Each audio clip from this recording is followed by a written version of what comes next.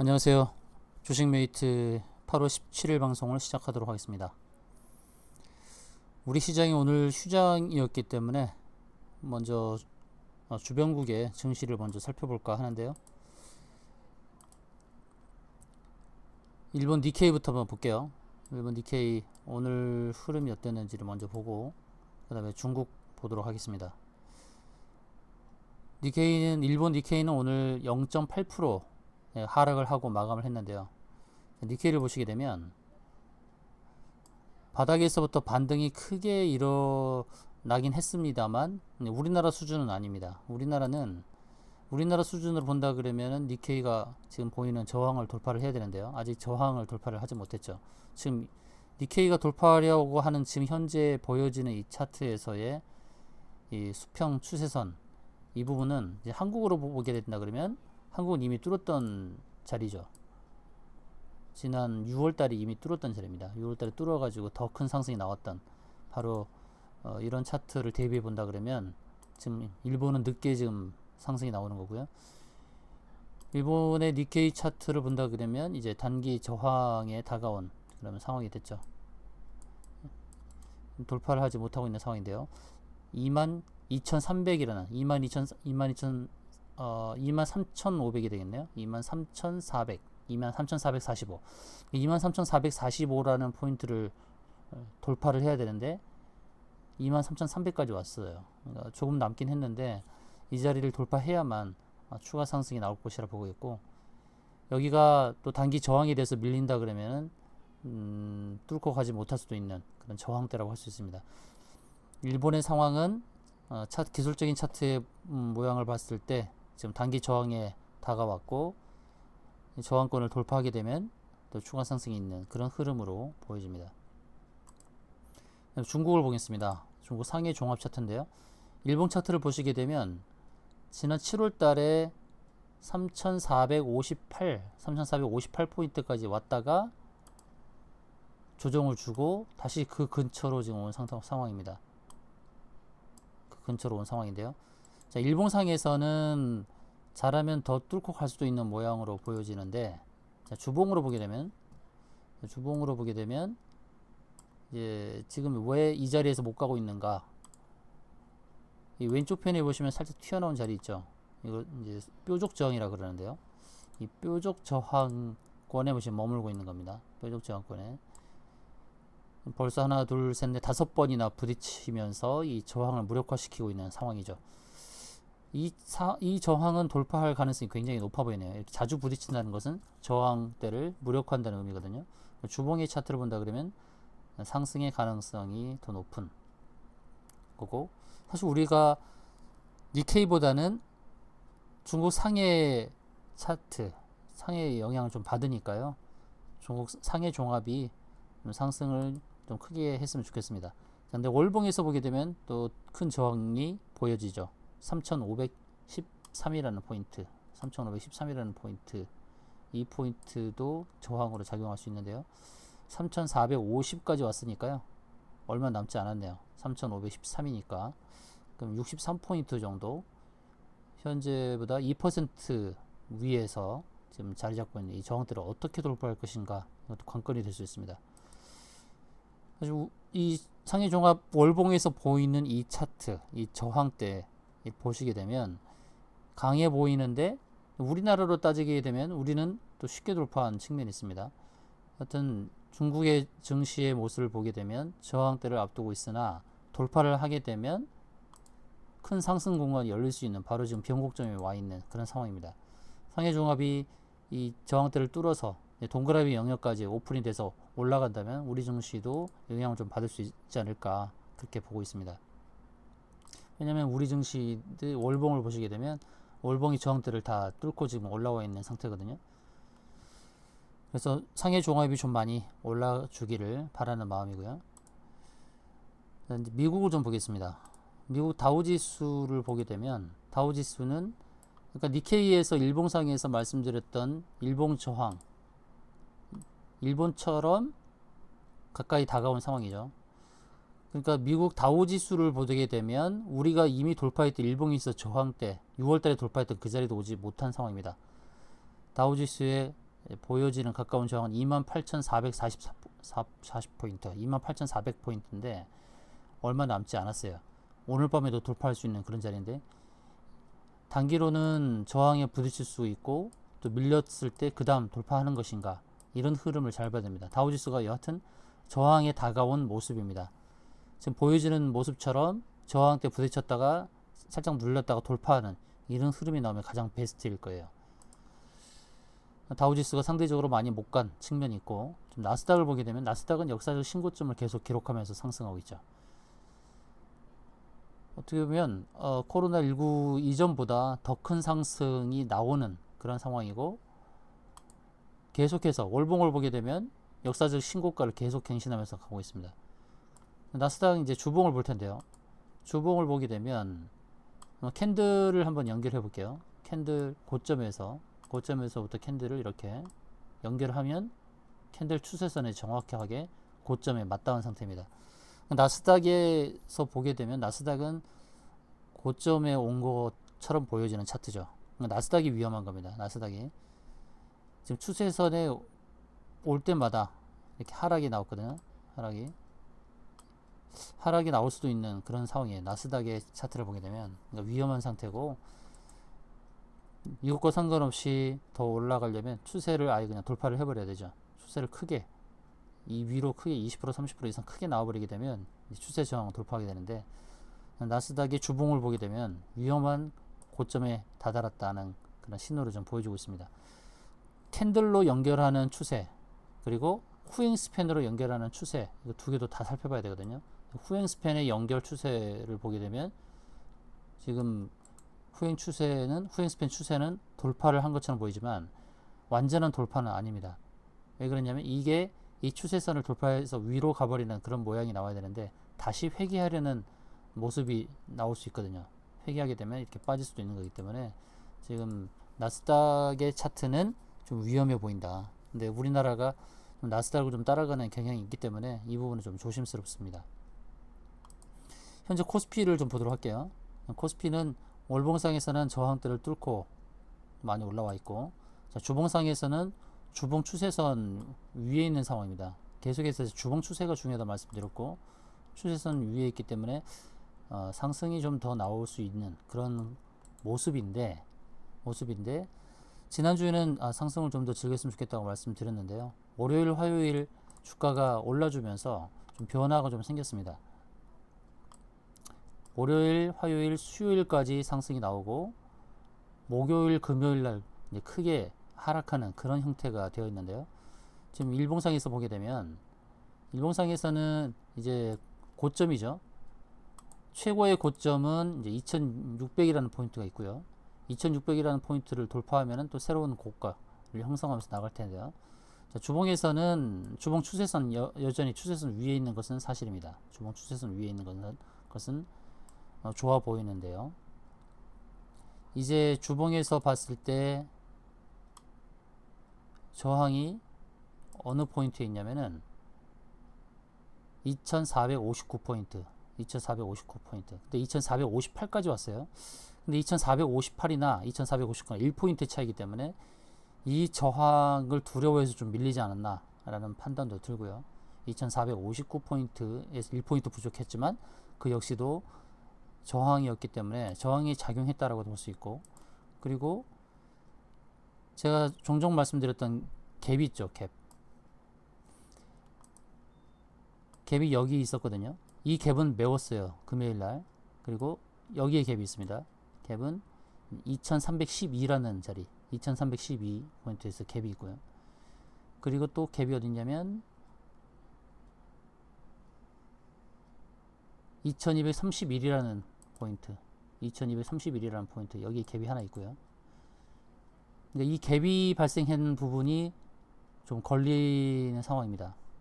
이 갭, 최근에 발생했던 7월 말부터 발생한 갭 3개 중에서 끝에 발생한 갭 하나는 메웠고, 지금 2개 보여지는 게 있는데, 상승을 먼저 한 다음에 갭을 메울 수도 있겠고, 또 지금 보여지는 아래 이 2개의 갭을 또 메울 수도 있는 그런 불안한 상황도 있습니다. 물론 그 앞에도 갭은 있습니다. 앞에 우리가 항상 유념을 해야 될 이 갭자리들, 바닥에서부터 발생한 갭, 이게 다 갭이잖아요. 이게 다 갭인데, 바닥에서 상승했을 때 보여주는 갭은 1600포인트에서 발생한 거, 그 다음에 1800포인트 근처에서 발생한 갭, 그리고 1900포인트에서 발생한 갭, 이런 식으로 보여지는 갭이 있는데요.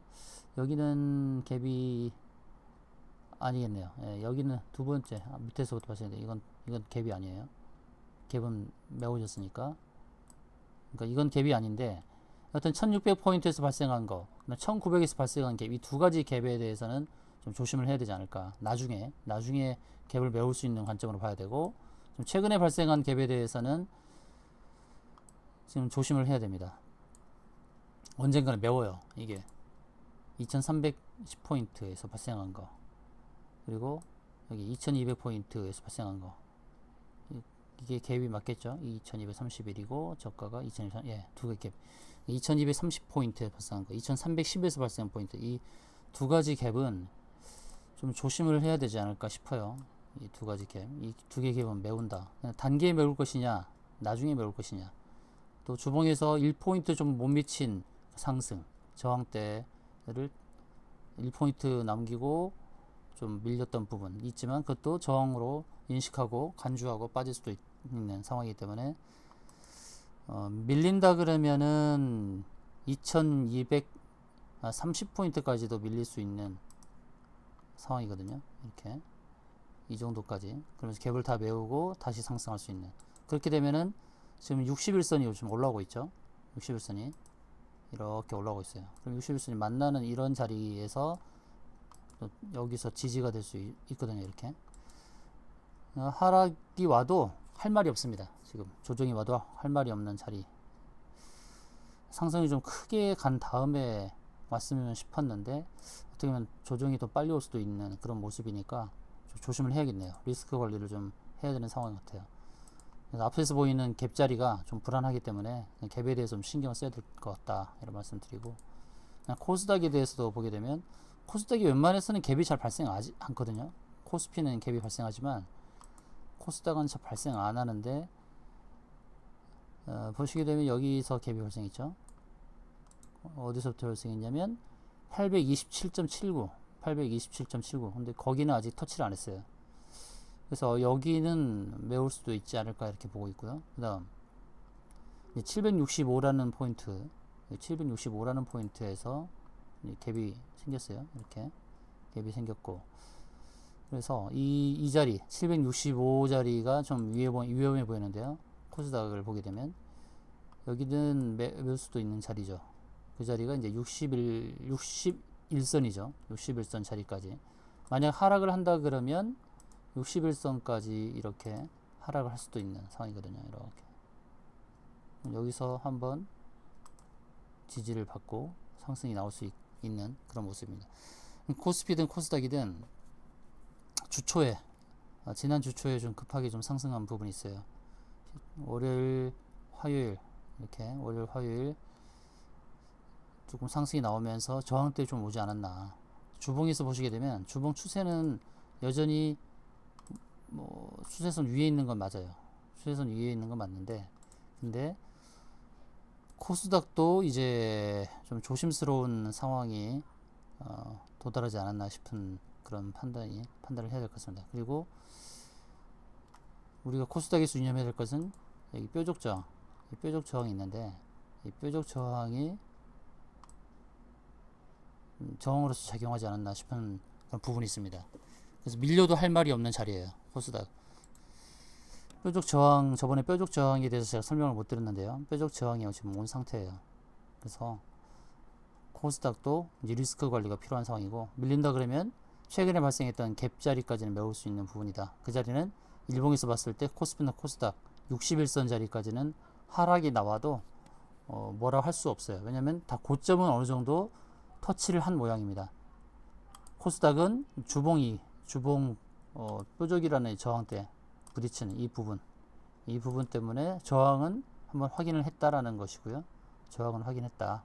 코스닥은 저항 확인했고, 코스피도 1포인트 차이긴 해도 저항은 확인했다라는 관점입니다. 여기 왼쪽에 있는 저항, 이 저항을 확인했다라는 관점. 그래서 코스피나 코스닥이나 다 리스크 관리를 해야 될, 어떻게 보면 일주일 만에 이렇게 리스크 관리를 말씀드릴 수밖에 없는 그런 상황이 되었네요. 그러나 종목별 장세는 지속될 것으로 봅니다. 지수는 하락을 해도 종목은 상승할 수 있는 그런 종목들을 제가 좀 추천을 좀 드리려고 하는데, 첫 번째 종목은 오리콤이라는 종목입니다. 오리콤은 두산그룹에 속한 광고 홍보와 관련된 회사인데요. 일봉에서 보게 되면 큰 상승 이후에, 윗꼬리 단 상승 이후에 윗꼬리 단 그 저점을 훼손하지 않고 계속해서 박스권의 움직임을 보여주고 있습니다. 2주 동안의 박스권의 움직임을 보여주고 있는 상황인데, 일본상에서 이런 움직임은 상승의 무게감을 좀 두는 그런 상황이고요. 자, 주봉을 보게 되면 주봉에서는 상승의 목표치가 뚜렷하게 보이는데 그 목표치를 달성하지 않았습니다. 이 자리가 이제 주봉에서 보는 상승 목표치 5,380원, 5,300원 부근까지는 상승이 나올 수 있고요. 이게 큰 저항이 될 것이기 때문에 저항 때는 조심해야겠죠. 그리고 240주선이 내려오고 있기 때문에 여기서도 더블로스 저항 작용을 할 거예요. 일목균형표 구름청 상단과 내려오는 240주선이 저항으로 작용할 것이기 때문에 5,300원 선, 5,300원에서 5,400원 사이에서는 정리할 수 있는 종목, 오리콤 종목 추천을 좀 드리겠습니다. 자, 두 번째는 이제 크리스탈 신소재 추천드리고 싶은데요. 한 달 반 동안 계속해서 하락하다가 지난 금요일날 크게 이제 상승을 했는 한 부분인데, 지금 매물대 돌파하고 좀 약간 밀리는 상황이에요. 크리스탈 신소재는 중국 기업이죠. 중국 기업인데 다음 주, 요번 주에 있을 이제 모멘텀을 한다 그러면 시진핑 중국 국가 주석의 방한을 앞두고 뭔가 좀 화해 분위기도 만들어지고, 또 관계된 그 공무원도 방문하는 그런 일정이 있습니다. 그래서 크리스탈 신소재라든지 홍션그룹이라든지 위니푸드 종목들의 좀 상승이 나올 수 있는 컬러레이까지 이런 상황인데, 근데 크리스탈 신소재는 실적이 좀 멀뚱하기 때문에 실적 부분에서 기대해 볼 수 있는 부분이 있고, 일봉상에서 상승의 기틀을 만들고 이제 주봉상에서 뚜렷한 목표 저항 가격을 보여주고 있습니다. 2050이라는 가격인데요. 2050원까지는 상승이 나올 수 있는, 이번 주에 달성할 수 있는 가격대죠. 2050원까지 상승할 수 있는 종목이고, 그렇게 된다 그러면 20% 조금 못 미치는 수익을 기대해 볼 수 있는 종목이라는 말씀을 드리도록 하겠습니다. 세 번째는 이제 엑사-ENC라는 종목인데요. 엑사-ENC가 2달 반 정도의 그런 조정을 겪었습니다. 조정을 지나왔는데요. 엑사-ENC는 일봉상에서의 목표는 달성하지 못한 상황입니다. 일봉상에서 일목균형표의 목표는 1,600원이라는 가격이거든요. 1,600원. 현재가는 1,300원인데요. 그 전에 저항은 1,500원 부근에 하나 있습니다. 1,500원 부근에 하나, 그 다음에 1,600원 부근에 하나 있는 이런 종목인데, 엑사-ENC 이 종목도 지수와 상관없이 움직임을 보여줄 수 있는 종목입니다. 상당히 좀 끼가 있는 종목이고, 그래서 엑사-ENC 건설주긴 한데요. 바이오도 진출하는 그런 가운데 있는 회사인데, 엑사-ENC도 지금 1,300원대 매수를 한다 그러면 단기적은 1,500원대, 그 다음에 수익으로 본다 그러면 1,600원까지 상승이 나올 수 있는 종목이 아닌가 이렇게 보여집니다. 그리고 매수의 포인트에서 잠깐 설명을 드리고 싶은데요. 자, 오리콤부터 다시 볼게요. 오리콤을 일봉상에서 이런 모습인데, 이제 우리 분봉상에서 제가 매수 포인트로 잡는 게 120분봉에서 좀 보는 경향이 있습니다. 120분봉에 특히 중요한 건 120선. 120분봉의 120선이 상승으로 턴하는 기울기가 상승으로 턴하는 종목, 이런 종목, 이렇게 120선에서 120선의 기울기를 보고 매수가 들어가는 게 좋다라는 관점에서 말씀드리고요. 크리스탈 신소재도 120분봉에서 120선이 이렇게 기울기가 상승으로 턴하는 가운데 있는 이런 종목이 120선의 기울기가 이렇게 상승으로 턴할 때 매수가 들어가는 게 좋고, 엑사-ENC도 마찬가지입니다. 엑사-ENC도 이제 기울기가 상승으로 가고 있죠. 이렇게. 물론 120선 아래에 있습니다만 이제 베이스 위를 올라서면 이제 1320원, 1330원 가면서 위로 상승이 나올 수 있지 않을까 이렇게 보고 있습니다. 그래서 오늘 오리콤과 크리스탈 신소재 XIESC 종목으로 추천드리고요. 그리고 코스피와 코스닥에 대해서는 이제 좀 리스크 관리를 해야 될 상황이 왔다는 것이고, 코스피의 경우 갭을 메우는 자리 1차적으로는 2310, 그리고 다음에는 2230, 2230, 2310 이 포인트, 이 두 군데를 좀 기억하셨으면 좋겠고, 코스닥의 경우는 765, 765라는 자리, 이 갭은 메울 텐데 단기에 메울지 반등 나고 메울지 모르겠습니다만, 여하튼 리스크 관리가 필요한 시점이라는 말씀을 드리면서 오늘 방송을 마치도록 하겠습니다.